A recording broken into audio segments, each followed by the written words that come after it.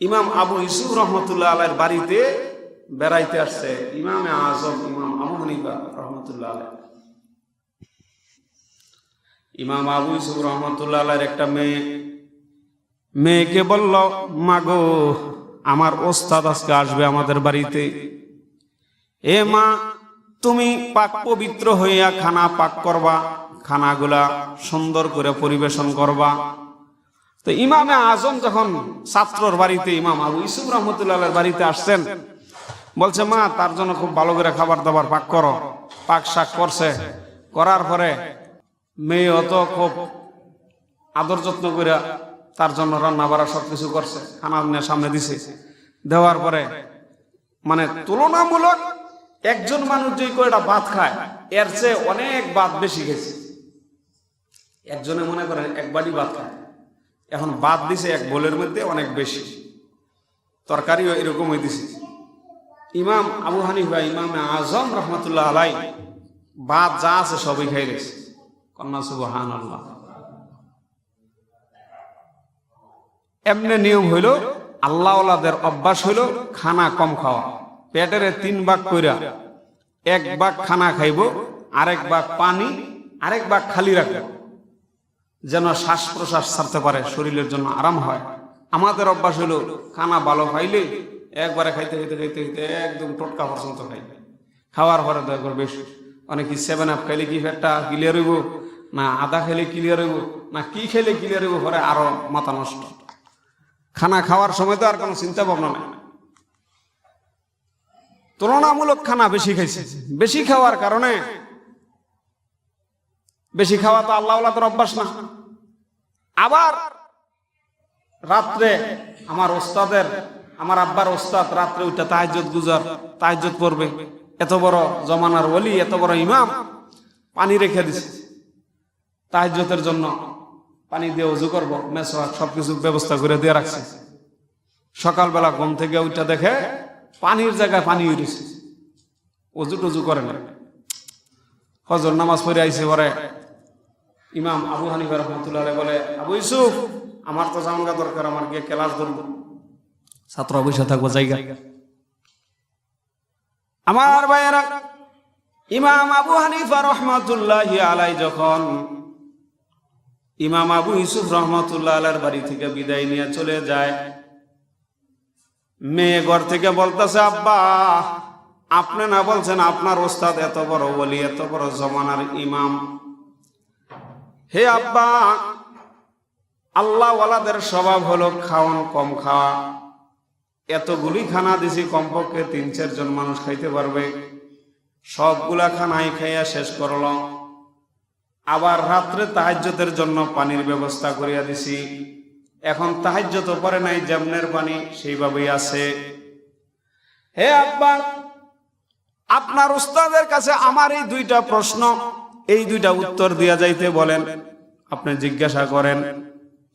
ইমাম আবু ইউসুফ রহমতুল্লাহি আলাইহি বলেন, হুজুর আমার মেয়ে 2টা প্রশ্ন আপনাকে করবে।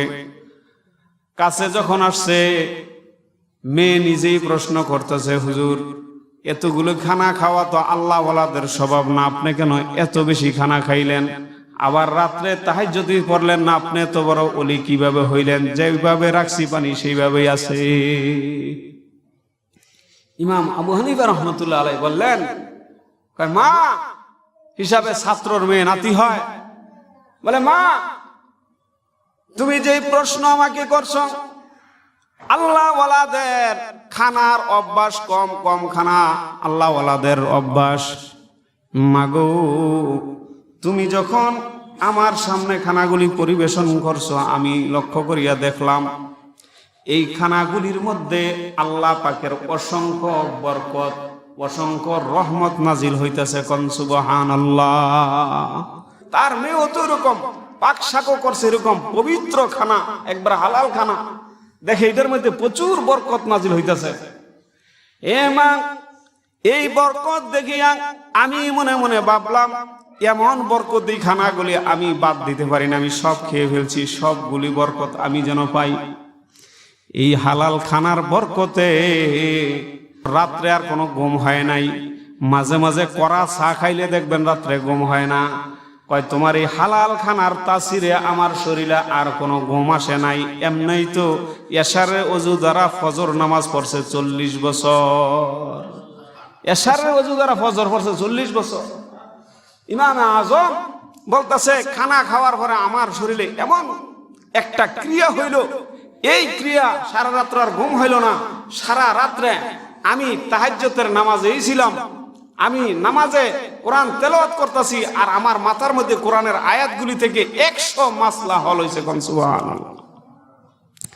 এই জন্য বাবা হালাল কামাই করবেন, অল্প হোক 2-4 টাকাও যদি হয়, হালালের মধ্যে বরকত আছে। হারাম কামাই করবেন একদিকে, আরেক দিকে কিন্তু সব হয়ে যাইব গা। হাসপাতাল শুয়ে শুয়ে 20 লাখ 30 লাখ টাকা শেষ। কামাই করছেন জীবন ভরিয়া, যাইব হইল এক মুহূর্তে একবার। কামাইছেন 20 বছর 30 বছর লাগাইয়া, যাইব এক সপ্তাহে সব। একই যেই পথে আমদানি এই পথেই রফতানি, যেমনে কামাই এমনই যায়। এই জন্য চিন্তা করতে হবে, আরে এই টাকাটার জন্য তো আমাকে আল্লাহ তাআলা ধরবে। এই সপ্তাহে ঢাকাতে এক বড় লোক মারা গেছে। মারা যাওয়ার পরে তো ছেলে মেয়ে যারা আছে, বউ বেটি যারা আছে, একটাইও কোনো জানাজার জন্য আসতেছে না, কেউ জানাজার ব্যবস্থা করতেছে না, আত্মীয় স্বজনের খবর দেয় না।